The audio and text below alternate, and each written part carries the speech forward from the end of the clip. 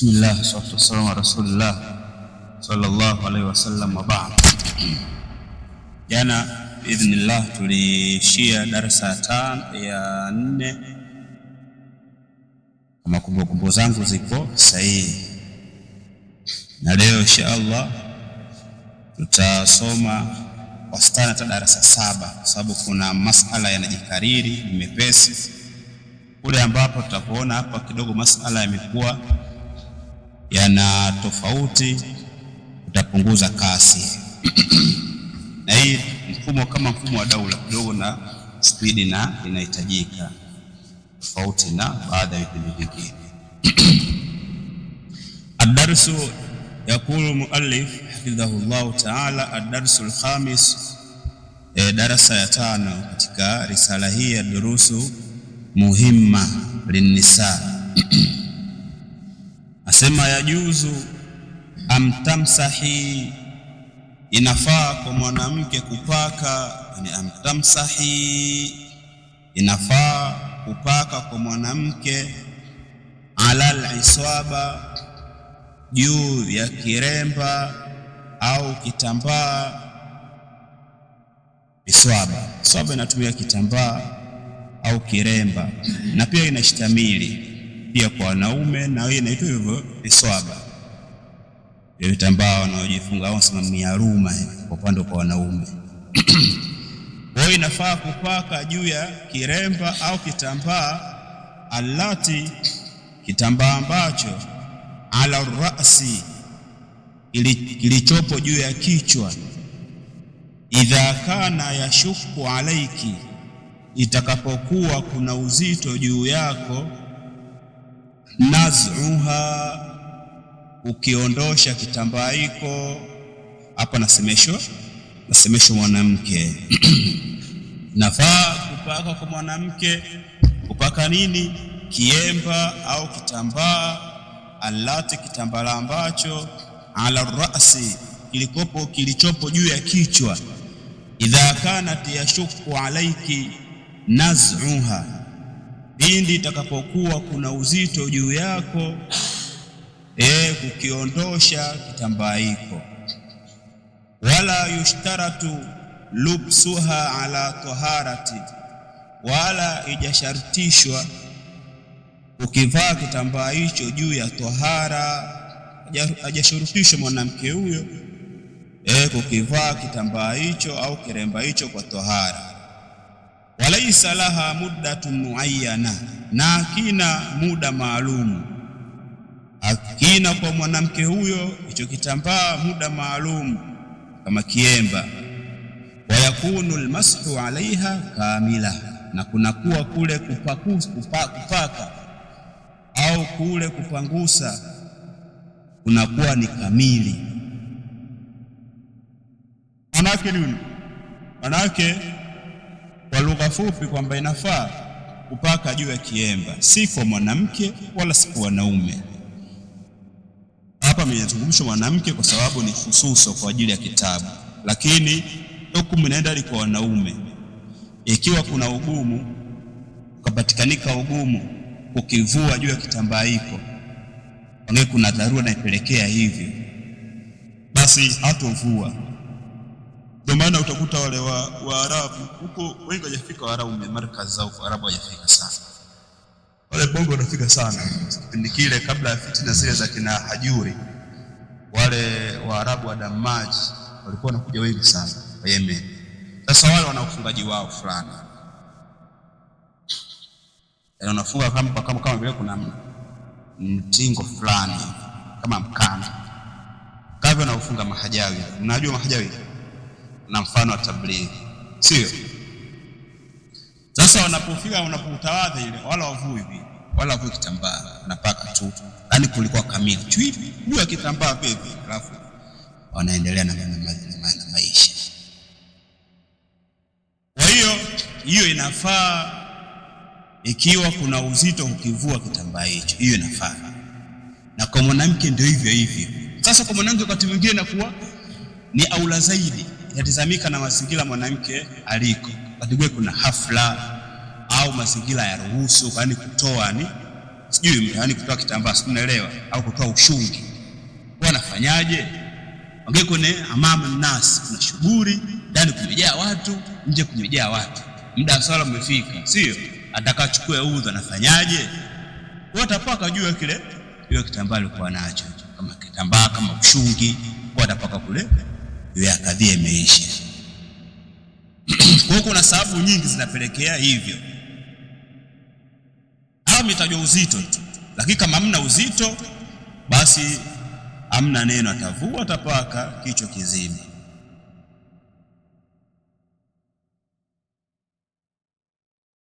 Wewe tazamika na mazingira yapoje.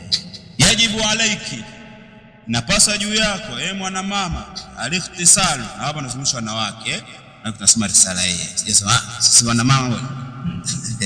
Inapasa juu yako mwanamama, alikhtisalu min aljanaba, kuoga janaba, sawaan kanati bihtilami, ima moja janaba hilo limepatikana kwa njozi, yani kwa kuota, au bijimai, au limepatikana kwa jimai, kwa tendo la ndoa, wasawaan kana hunaka inzalu, na ima moja kumekuwa kumepatikanika hilo janaba kwa sababu ya kuteremsha manii, afanya jimai akateremsha manii, au lam yakun, au hakukupatikanika kuteremsha hayo manii. Falghuslu huna, yani kuosha kwa wakati huo, wajibun, ni jambo la lazima, wajibu kwa mwanamke hadi kwa wanaume pia. Kuoga na janaba mamoja, janaba hilo lipatikanika kwa hali ya kuota. Kuna watoto wenyewe wanaziita hizo mambo miota sijui nini, Maimuna kaja Maimuna binti Maimuna, wenyewe wanazo, bachela wanazo na hizo na mfano wao zinapitia sana hizo. Au kwa jimai, haijalishi jimai ya halali au ya haramu, hiyo itizamu. Ima moja imekuwa kwa kuteremsha, mtu amefanya jimai akateremsha akamwaga manii, ndio nakusudiwa hapa, kashusha. Au lam yakun, au kuteremsha hayo manii, amepambana masaa 3 lakini kukafu hamna kitu, hapa sioge. Falghuslu huna wajibun, hapo ni lazima uoge. Na hii kwa hadithi za Mtume sallallahu alaihi wasallam zinaelezea kwamba Mtume kuelezea mtu atapokaa mwanamume kwenye sehemu zile 4 za mwanamke, thumma jahdaha, kisha akatoa jitihada, akafanya juhudi, lakini akawa wala mianzi na wala kuteremsha, wajaba alaihi alghusl, kuna wajibu juu yake kuoga. Kwa masala ya tendo la ndoa na kwa kuoga janaba kunapatikanika hata kama haujateremsha manii. Kinachokusudiwa itakapokutana, idhaltakal alkhitanan, zikikutana khitani mbili, na wengine wanachoona sema ikaingia tu atale nusu ya kichwa tu basi, afu ukagaili leo sina mzuka, sio lazima kaoge. Wasema bwana hapa hapo kaoge. Yani kuna sura kama hiyo. Asema wajibu al-ikhtisalu inda at-taharati, na hapo katika kuoga kwa upande wa kina mama watakuoga janaba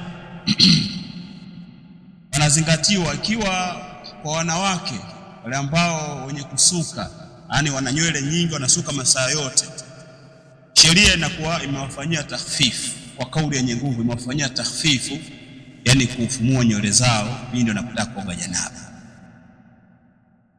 yani mafanyia takhfifu. Lakini akitwarika na hedhi au nifasi, ni lazima afumue nywele zake, kama yule wanawake wenye kusuka ni lazima afumue nywele zake ili aoge. Lakini katika upande wa janaba wamefanyia takhfifu. Kwa nini wamefanya takhfifu? Sheria inafanya kwa nini inafanya hikima takhfifu? Sababu kula anataka kusuka leo msuko wake, sio Kilimanjaro, baada ya muda twende, sio mara magharibi kaenda kusuka tena saa 3 usiku ipo Sasa atakuwa anasuka mara ngapi? Kila siku, na mwingine wachoki. Yaani Mungu amewajalia kila siku, kama wiki zote zinafululiza. Tena mara 3, wengine kibulobulo, na asubuhi, mchana, jioni, si? Bwana fanyaje? Itakuwa kwake ni shida, itakuwa kuna uzito, kufumua kusuka. Kwa anaruhusiwa tu kuoga hivi. Basi nafanyaje? Na kufumua nywele zake. Lakini masala ya hedhi na kuwa mtu akitwarika kwa mwezi mara moja, sio lazima fanyaje? Lazima afumue, ila atazingatiwa, lazima maji atoteshe sana, yafike hadi kwenye mashina ya nywele huko. Na katika nguzo za kuoga za janaba kuna nguzo 2 zinazozingatiwa katika arkanul ghusl lil janaba, yani nguzo za kuoga janaba kuna nguzo 2. Nguzo ya kwanza ania, yani lazima upatikanike nia, na niyatu mahalluha alqalb. Hiyo shasoma, watu wanaijua. Nia sehemu yake ni moyoni, ili upambazuke baina ya hii osho la wajibu na kuna osho ambalo sio la wajibu, kama kwa osho kwa msikia joto, mjisikia nini kwenda kumwagia maji. Sasa hili sio la wajibu, sasa hili ni osho la wajibu. Haruhusi kufanya ibada, lazima uoge hili. Kwa hiyo lazima nia ipatikanike na maji. Hiyo nguzo ya kwanza. Na nguzo ya pili, tamimul ma'i fi jamil badani, na kueneza maji katika mwili mzima. Hiyo ni hizo zinazingatiwa. Na kueneza kwa maji hapa zingatiwi labda ujisigue, sijui fanyeje, hiyo izingatiwi. Hiyo na sabuni, hiyo izingatiwi. Wanachuoni wanasema hata kama labda unatoka nyumbani kwako kuna mtu, alafu unapita labda unaenda msikitini, wa asubuhi wale wa usiku, sio? Nikasema nikioga janaba nitachelewa swala, sio? Wewe chukua na nguo zako, ukifika mtoni pale zirushie kule ng'ambo ya pili tu, afu kipiga mbizi ya nia tunaoga janaba, piga mbizi chip, ukitoka huko vaa nguo zako, janaba limepotea. Yani muda kuwa maji yameenea mwili mzima, hicho kinachozingatiwa. Hiyo kujisugua katika vitu vya ziada. Yajibu likhtisalu, namba nyingine hiyo, ni wajibu kuoga inda taharati min alhaidhi wan nifasi, wakati wa kutwarika mwanamke na hedhi na nifasi. Taelezea ni wajibu kuoga baada ya kutwarika. Ad-darsu sadisu, somo la 6, damul haidh. Ama itaje kwa ufupi tu, lakini ufafanuzi wake uko mbele. Ad-darsu sadisu, somo la 6, damul haidh lahu alamat. Damu ya hedhi ina alama 3, yani vya kuzingatia, hasa kwa wale kina mama na wale wanaosimamia watu wao. Damu ya hedhi ina alama 3. Launuhu, namba 1, launuhu yamilu lisawadi, rangi yake inamili zaidi kwenye weusi. Yani damu ya hedhi imemili zaidi kwenye weusi. Namba 2, raihatuhu kariha, harufu yake ni yenye kuchukiza. Hiyo alama ya pili ya kujua hii ni damu ya nini? Damu ya hedhi. Namba 3, ataba thakhinun walaysa raqiqun, hiyo damu ya hedhi ni mzito na si nyepesi. Thakhinun walaysa raqiqun, ni mzito na wala si nyepesi. Nukta ya 4, namba 4, yani alama kujua hii damu ya hedhi, asema la yatajammadu, wala haishikamani. La yatajammadu, wala haishikamani. Baada hurujihi, baada ya kutoka kwake, yani baada ya kutoka hiyo damu, yani haishikamani kama madonge, yani kinatoka kitu sair, na maana kimiminika. Kwa hiyo kitoka maana ni kimiminika, sio madonge. Kwa hiyo alama ya kwanza, rangi yake inamili zaidi kwenye weusi, yani sio nyekundu. Kama utaweka damu 2, labda hii ya hedhi na hii sio kwa ya hedhi, utaijua hii ya hedhi kwa sababu imemili zaidi kwenye nini? Kwenye weusi. Alafu ukiweka hiyo damu hizo 2, hiyo nyingine haina harufu ya kukera, hizi nyingine hizi iyuku ya hedhi na harufu ya kukera kuchukiza. Alama ya 3 kwamba hii inakuwa ni mzito ya hedhi, iyuku na kuwaya kawaida hizi zisizokuwa ya hedhi na kuwa ni nyepesi. Na jambo la 4 kwamba ikitoka na kuwa ni kimiminika na damu nyingine mara nyingi sana zinakuwa ni mzito. Darsu sabi, somo la 7, alamatu tahara. Yote mepesi tunapita tu, hamna cha kufanua. Alamatu taharati min alhaidhi, alama ya utoharika kutokana na hedhi. Tamjua vipi au mwanamke atafahamu vipi kama yeye ametoharika? So mwingine hawana elimu hizo, waongeni watoto. Anasema jambo la kwanza, anasema khurujul qaswati albayda, kutoka kipande cheupe. Yani al-qaswa kwenye vitabu vya fiqh chochote na ukisoma kwenye hadithi imekuja, kwa sababu na vitabu vya fiqh vinaweza mambo ya hedhi lazima yahitaji mambo haya. Khurujul qaswati albayda, kutoka kipande cheupe. Wa huwa anakitafsiri hicho qaswa, wa huwa sairun, hicho kipande cheupe nacho ni kimiminika. Wa huwa sailun, nacho ni kimiminika. Abyadun, kilichokuwa cheupe mno. Yakhruju baada inqita'i alhaidhi, inatoka au maji hayo yanatoka baada ya kukatika hedhi. Yakhruju baada inqita'i alhaidhi, inatoka hicho kipande cheupe au hicho kimiminika cheupe baada ya kukatika hedhi. Kwa hiyo katika alama za kujua kwamba huyu ametoharika na hedhi, jambo la kwanza lazima kutoke qaswatul bayda. Hiyo qaswatul bayda ni maji meupe, yani ima kwa mwingine kuja kama mfumo wa kipande, lakini na kutoa na kusudiwa ni maji meupe, yani sio tena damu baada ya kukatika ile hedhi. Jingine nasema aljafafu tamu, ukavu uliotimia. Aljafafu tamu, alama nyingine hiyo. Ukavu uliotimia. Min ayi qatarati bidami, yani kutokana na matone yote ya damu. Qatarat kwa qatru, ni neno ni tone moja. Qatarat ni matone mengi. Kuna qatrun, qatru nada, qatru nini ile? Wabali swada. Kuna kitabu cha nahau, vitabu ni katika mambo ya msingi, yani ambayo yamezungumzwa huko. Kuna mijadala kina Sibawaihi huko ameleta tone la umande, lakini hilo tone hilo linatosheleza na maana yule mwenye kiu kikali kuna moja tu. Kwa hiyo kuna aljafafu tamu, ukavu uliotimia. Min ayi qatarati lidam, kutokana na matone yote ya damu. Kwa hiyo haipatikaniki hata tone moja la damu. Kwa hiyo kuna ukavu. Kwa hiyo ukatoka weupe afu kaja ukavu, basi hapo hiyo ni alama kwamba yeye amefanyaje, ametoharika. Jambo jingine asema idha ra'atil mar'atu alqudrata, atakapoona mwanamke maji machafu, alqudra yani ile uchafu wa maji.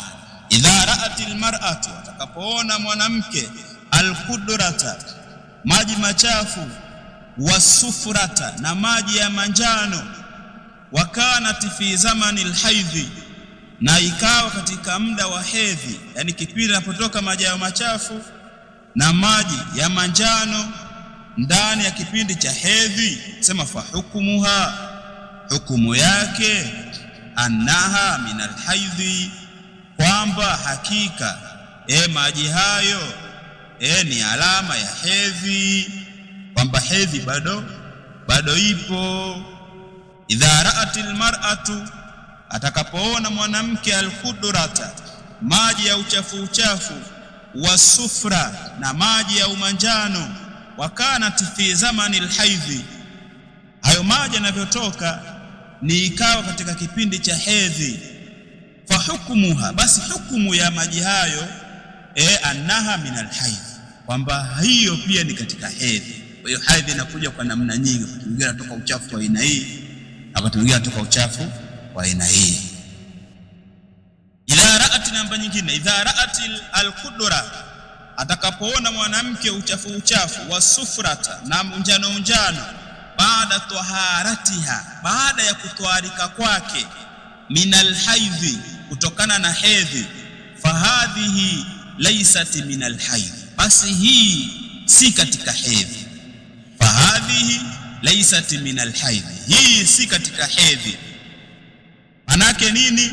Fataghsilu makana alnajasa, ataosha ile sehemu ya najisi. Fataghsilu makana alnajasati, ataosha ile sehemu ya najisi. Watatawalla, na atatawadha. Watusalli, watasumu, watusalli, watasumi, na ataswali na atafunga. Kwa hiyo maji ya unjano na maji machafu itatizamika ametoka muda gani. Yakitoka ndani ya hedhi, pengine ni kawaida ya wanawake hedhi dhaba kuchukua wiki mzima, baada ya siku 4 akaona uchafu unatoka. Wengine wanataka kusema anadhania mitwalika. La. Kwa hiyo huyu si familia hii wanakuwa pangiwa wanaenda ada zao siku 7. Kwa hiyo akatoka maji ndani ya siku 4 au ndani ya siku 5, basi hao yote yanahesabika. Hukumu yake ni nini? Hukumu ya hedhi. Lakini siku 7 imeisha, katika watu ambao labda ghali familia hiyo wanaenda siku 7, siku 7 imeisha, sasa yakatokea maji haya ya uchafu na kadiri ya manjano. Je, haya na gani? Anasema hiyo sio hedhi hiyo. Huyu atakiwa aoshe hiyo sehemu ya najisi, atatawadha, ataswali. Waalaikum salaam. Kwa hiyo ibada, kwa maana hedhi itamzuilia mtu na nini? Na zile ibada.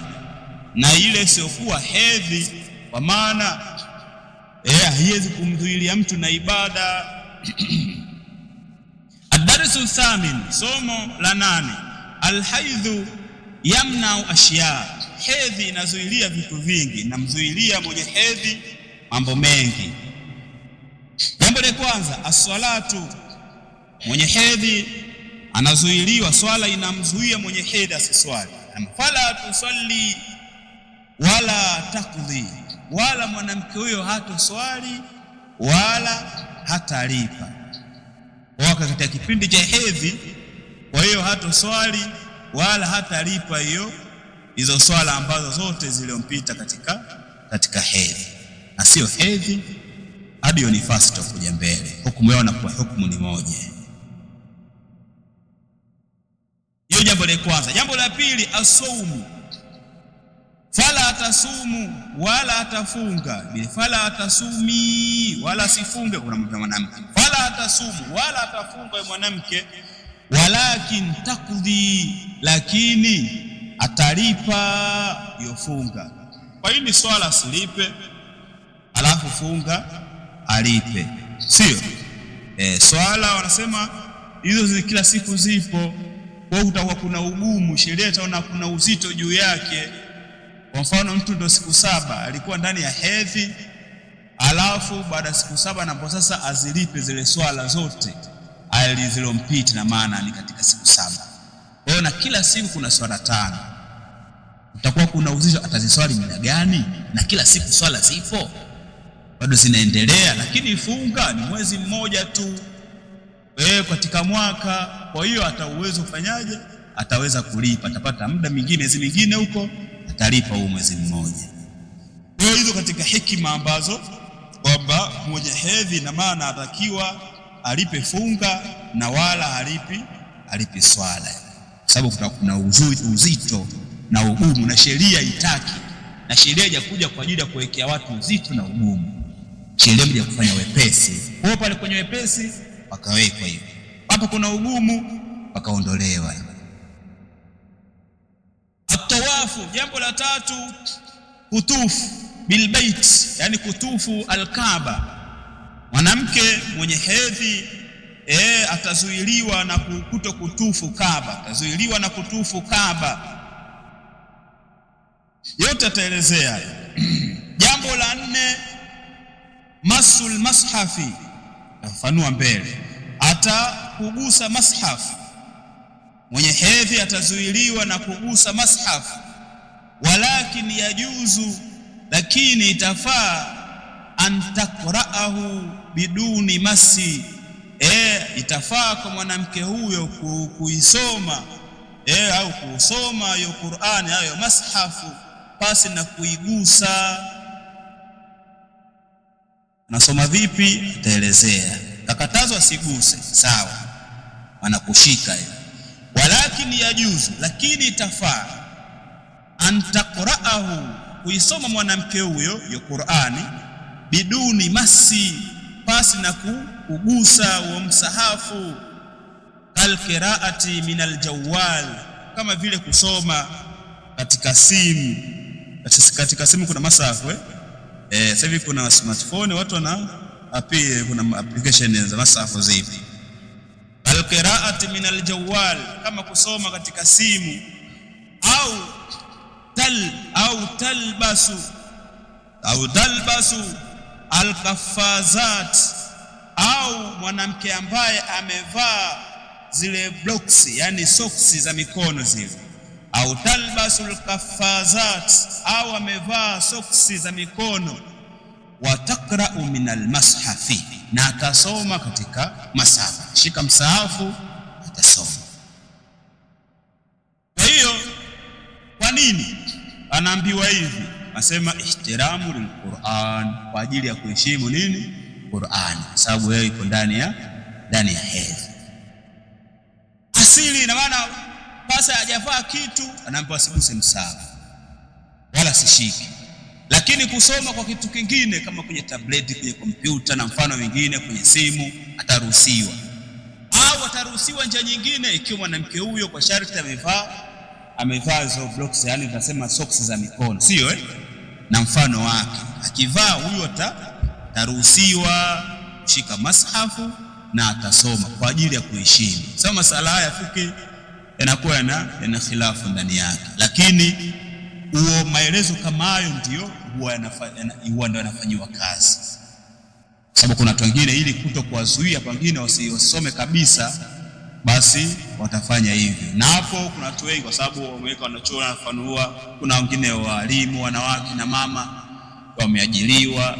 Sasa ukisema waende kwa ajili ya kipindi hicho wiki mzima, itakuwa kuna ugumu.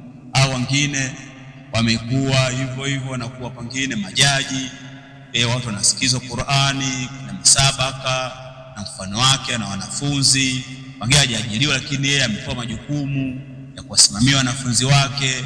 Sasa wiki mzima akiwa afiki, ndio kuna uzito. Kwa hiyo wanachoni kwa njia hizo nyingine zote wakajuzisha na pasi hata na maelezo hayo. Lakini kufuata utaratibu na njia kama hii ndio ilikuwa bora zaidi kwa wale kina mama ambao wanakuwa ndani ya ada yao, wakisema wasiije kwa wiki nzima, wiki ni nyingi, basi watakuja watatumia utaratibu kama huo. Ad-darsu tasi, somo la 9, almar'atul haidh, mwanamke mwenye hedhi, la yajuzu laha tawafu bilbaiti, aruhusiwi kutufu alkaaba. Sehemu ya kwanza hii, almar'atul haidh, mwanamke mwenye hedhi, la yajuzu laha, haifai kwa mwanamke huyo, atawafu bilbaiti, kaudia nukta ile ya juu, kutufu alkaaba, illa fi hali dharura, isipokuwa katika hali ya dharura. Ikiwa katika hali ya dharura ataruhusiwa sasa kufanyaje? Kutufu alkaaba. Hivi haruhusiwi. Kama vipi? Kasema ka yas'uba, so yas'ubu, hiyo bami hiyo dhama meikosea.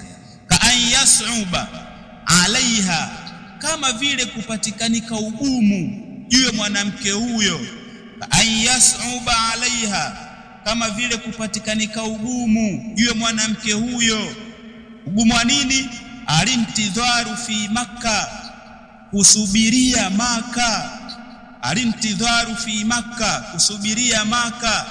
Hatta tathura, mpaka toharike, huko kuna ugumu. Au idha kanati, murtabitatan au murtabitatan au murtabatatan, zote zinasomeka na tafsiri tofauti. Au idha kanat murtabitatan, au umekuwa kwa mwanamke huyo amefungamana na safari. Na ukisema murtabatatan bao kaitia fatha, amefungamanishwa na safari, huko amefungana yeye mwenyewe na safari, huko amefungamanishwa. Au idha kanati murtabitatan, au atakapokuwa mwanamke huyo amefungamanika na safari, amefungamanika tu kama hapa ina mutabaka, bimau'idi safari, na ahadi ya safari, bimau'idi safari, na ahadi ya safari, maa majmuatin, pamoja na kundi la wasafiri, maal majmuati, pamoja na kundi la wasafiri. Hiyo kunapatikanika uzito kusubiri mwanamke huyo kule kukaa Maka mpaka twariki, alafu labda ndo atufu. Huo ni uzito. Au uzito unakuja akiwa mwanamke huyo amefungamanishwa na ile ahadi ya safari pamoja na kundi na jumuiya ile, ndo au na kundi, jumuiya maana ni makundi, au pamoja na kundi la wasafiri. Sababu haiwezekaniki kwa sema nikae hapa nikae Maka hadi twariki, wazangu watanisubiri. Na kwa sababu hakuna mtu ambaye anasema ana ndege peke yake, sio? Ndio kama yule mtu wa Nigeria nani? Dangote. Hapo hiyo ngoma sio shida. Wewe sio Dangote. Unasema hapa kuna ndege special na kusubiri. Wewe sio Dangote kwa upande huo. Wewe unasubiri, lazima kuna jumuiya maalum wewe umekuja nayo, sio? Au inaitwa taasisi. Watu wetu waenda Maka, waenda kuhiji, waenda umra, lazima jiunge kwenye taasisi fulani kutokana zile gharama na zile shida namna zilivyo. Lazima ujiunge taasisi fulani, unaipenda au uipende. Na taasisi ziko nyingi, yani ziko vizuri, lakini utajiunga huko. Sasa wao wakisema sasa tunasafiri Jumatano, usifanye subiri mimi nipo kwenye hedhi bwana, twende Alhamisi, sio? Wataelewa, sio? Hawezi kuelewa, jambo haliwezekaniki. Sababu kuna wamefungamanishwa na ile safari, ni lazima ni Jumatano afanyeje? Asafiri. Ndio ugumu mwenyewe unapatikanika huo. Au ana nauli aseme aende, alafu aende kipindi hicho asifanye, alafu atakodi ndege atarudi tena labda kama sehemu yake hiyo, jambo linakuwa kuna ugumu. Basi huyo akidharurika ataruhusiwa kufanyaje? Ataruhusiwa kutufu. Au la tastatiu antusafira, au hawezi kusafiri watauda litatufa, alafu arudi ili atufu. Hawezi asafiri akasafiri alafu arudi akatufu, hiyo haiwezi kutokana na umbali, Maka sio daa. Kwa hiyo ukasema nitaenda nitarudi kwanza na maningi, sio hivyo. Huko lazima uandae mahela, kwa kuna ugumu. Asema fahinaha, basi wakati huo mwanamke huyo, fahinaha, basi wakati huo mwanamke huyo, yajuzu laha, itafaa kwake yeye, antatufa, kutufu, walau kanat haidhan, ijapokuwa mwanamke huyo ni mwenye hedhi, taruhusiwa. Liannaha, kwa sababu mwanamke huyo, mutarratun lidhalika, ni mwenye kulazimika, ni mwenye kulazimikwa au ni mwenye kulazimikiwa na hilo. Liannaha, kwa sababu mwanamke huyo, mutarratun, yani ni mwenye kushikikwa au ni mwenye kulazimikiwa. Mutarra maana ile mtu ameshikika, kuna namna. Liannaha mustarratun lidhalika, kwa sababu mwanamke huyo ni mwenye kulazimikiwa na hilo. Wa hadha ikhtiyaru Ibn Taymiyyah wa Ibn Uthaymeen rahimahumullah, na hii ni chaguo la Ibn Taymiyyah na Ibn Uthaymeen, Allah warehemu wawili hao. Wao wamepita na mapito hayo, itakuwa kwa mwanamke asili haruhusiwi na maana, lakini kwa sababu ya dharura hiyo na kuna ugumu, basi atafanyaje? Ataruhusiwa. Lakini usishangae wengine kuona hairuhusiwi, sio moja kwa moja, hamna maelezo. sababu katika masala ya fiqh kuna khilafu kama huo. Almustahadha, mwenye damu ya ugonjwa, anasema hiya allati, nayo ni yule ambaye yanzilu minha damu, inateremka kwa mwanamke huyo damu, inamiminika kwa mwanamke huyo damu, waqtan atwalan, wakati mrefu, mimuddatin, kutoka mimuddatin haidhiha, kutokea kwenye muda wa kutoka muda wa hedhi yake. Falaisa laha, falaisa huwa damu, falaisa huwa damu, falaisa huwa damu haidhi, na hiyo sio damu ya hedhi, wala dama nifasi, wala sio damu ya nifasi. Walmustahadhatu laha ahkamu tahirat, na huyo mwenye mustahadha yule mwenye damu ya ugonjwa, na huyo mustahadha, na yule mwenye kutokwa damu ya ugonjwa, laha ahkamu tahirati, ana yeye hukumu za nini? Za mwanamke aliyekuwa tahara, sio kwa mwanamke mwenye damu ya ugonjwa, kwa maana baada ya hedhi, kwa kuna mtu mwingine yani anapumzika kwa mwezi muda mdogo tu, kwa kitoka hedhi anaunganisha na pagana damu ya ugonjwa. Sasa ikiwa zinaungana damu ya hedhi na ya ugonjwa, sasa tajua vipi hii hedhi na hii ugonjwa? Tushaona kwanza hedhi na alama zake katika hiyo hedhi, damu ya hedhi. La pili, patazingatiwa nukta ya muhimu, patazingatiwa zile familia. Atauliza mashangazi zao katika ukoo huo wao, hedhi yao ghaliban mara nyingi sana inachukua muda gani, yani katika vitu vya muhimu, ili wapate kujikukisia kwamba kama siku 5 watamu mashangazi zao wale, sio halati zao watatizama wale kwenye familia yao, au hedhi inachukua siku ngapi? Siku 5 mara nyingi sana. Kwa hiyo itachukuliwa tu kwa ujumla, hedhi ni siku 5, zilizobakia ni damu ya nini? Damu ya ugonjwa. Kwa hiyo hedhi, zile ibada zile anaokatazwa kama kuswali, hayatu swali, lakini damu ya ugonjwa yeye atafanyaje? Endelea na hizo ibada. Kwa maana yake ndio kamba huyo mwenye hedhi, mwenye istihadha, mwenye damu ya ugonjwa na hukumu za mwanamke aliyekuwa tahara. Maana yake nini? Namalizia vipelengele hivi. Anasema fatusalli, huyo mwanamke mwenye istihadha, mwenye damu ya ugonjwa ataswali, watasumu na atafunga, watatamiru na atafanya umra. Wayajibu alaiha, na itapasa juu mwanamke huyo, antaghtasila, kuoga, idha tahurat, pindi atakapotoharika, minal haidhi, kutokana na hedhi. Thumma baqi al-ayami, kisha yale masiku yaliyobaki, taghsilu makana dami, ataosha tu ile sehemu ya damu, watatawalla likulli salati, ila atatakiwa atawadhe kila swala.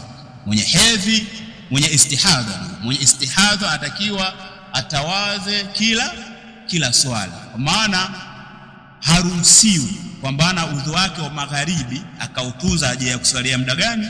Muda waisha, kama vile mwanaume ambaye sio mwanamume, sio mwenye nini, mwenye silasul bauli, sio. Kuna wanaume wenye sila, wenye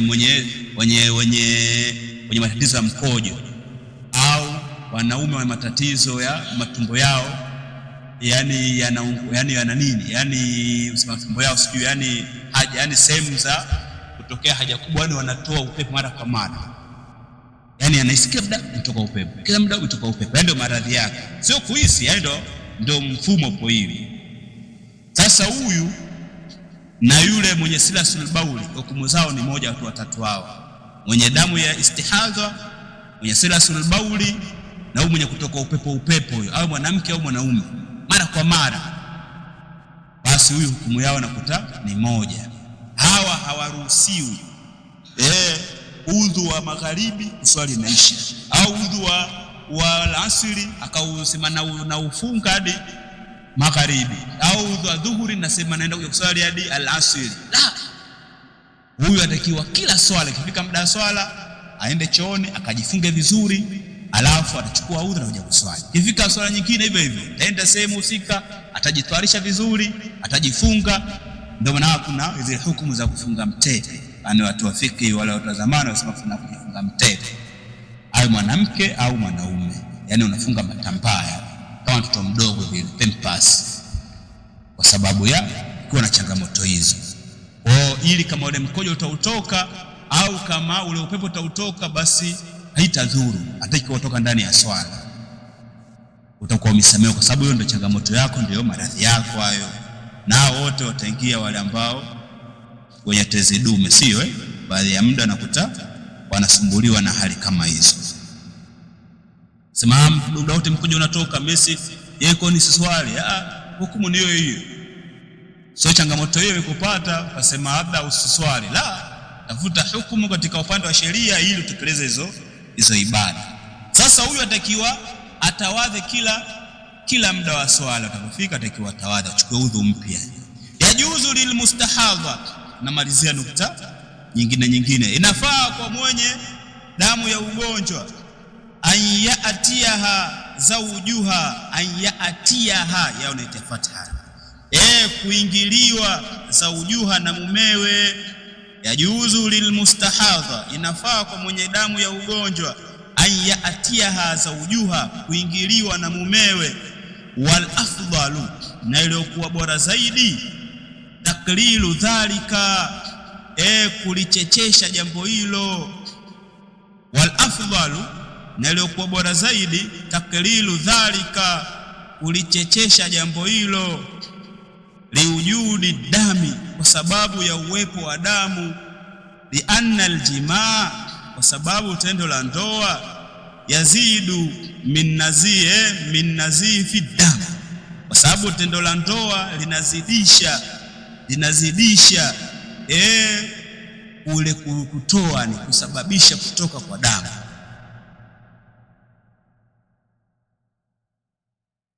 Au kuchurizika, nazifi, ule kuchurizika, kwa sababu ile tendo la ndoa linazidisha kule kuchuruzisha, yani sababu ya kuchuruzisha zile damu zitoke kwa wingi. Hiyo hukumu nyingine ambayo yaonekana kama vile ina asili ya upya. Hapa muallif rahimahullahu hafidhahullahu ta'ala yanasema inafaa kwa mwanamke mwenye istihadha, mwenye kutoka damu ya ugonjwa, inafaa nini? Ayatiha zawjuha, yani mumewe kumwingilia, kwa maana kufanya tendo la ndoa.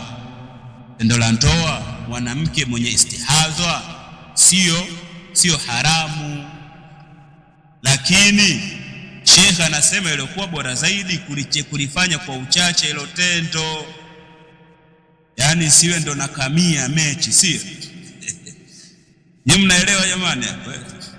Yani siwe tena ndo masaa 7, masaa 3, masaa 4.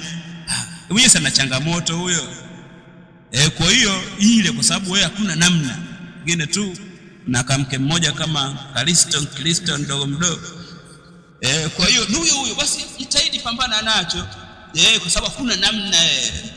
Wenge zimekuja juu, basi kwa uchache tu, basi fanya kwa uchache. Ile wenge kiondoka, kadhia msubiri hadi hapo kidogo atapokuwa nafuu na wamepona, kwa sababu ya uwepo ile damu. Kwa sababu damu kufanya, kwa sababu hiyo jimai inasababisha nini? Mwage damu zaidi, untoe na damu. Kwa hiyo kusababisha mikikili itasababisha damu zichilizie kwa wingi. Kwa hiyo mtaalamu wa mkeo mfanye takhfifu, na maana yani punguzeni jasi katika upande huo. Sio unaweza karanga kibao ile tatoje sana istihadha huyo, uone karanga, tende, mahindi, miogo, kitu gani umezikusanya. Ni subira kidogo upande huo. Kwa inshallah, kwa hiyo wale ambao wana changamoto hiyo, wengine wanasema kama wana haramu. Hakuna uharamu katika upande huo. Mwanamke atakiwa fahamu yale vitu vya lazima na vya wajibu wake. Sema mbona damu hiyo iruhusiwi? Damu gani? Kwa lazima mwenyewe atakiwa fahamu na mwanamume pia fahamu. Allahu musta'an. Kwa inshallah tukija muda mwingine tutaanza ile somo la 10 na kuendelea mbele. Somo kama 60 na darasa hizo, kwani iko mbele kidogo. Hapo mwanzoni mpesi. Kwa tutaenda 5 6 lakini mbele kama tutakuwa kuna maneno mageni tutapunguza speed 4 itakuwa ni aula zaidi. Kwa inshallah darasa letu tutaenda leo na kesho. Kesho Jumaa ngapi? Jumanne, kesho kutwa Jumatano. Kwa Jumatano hii, kwa hiyo pale tutafanya tawakuf, tutasimamia kama kwenye darasa za 20 au za 20 na alafu baada ya ijaza fupi tutakuja kumalizia na maana risala. Lakini Jumatano pia baba watu waliotangaziwa utakuwa kidogo na utakuwa na nikah au kuna ndoa baada ya alasiri.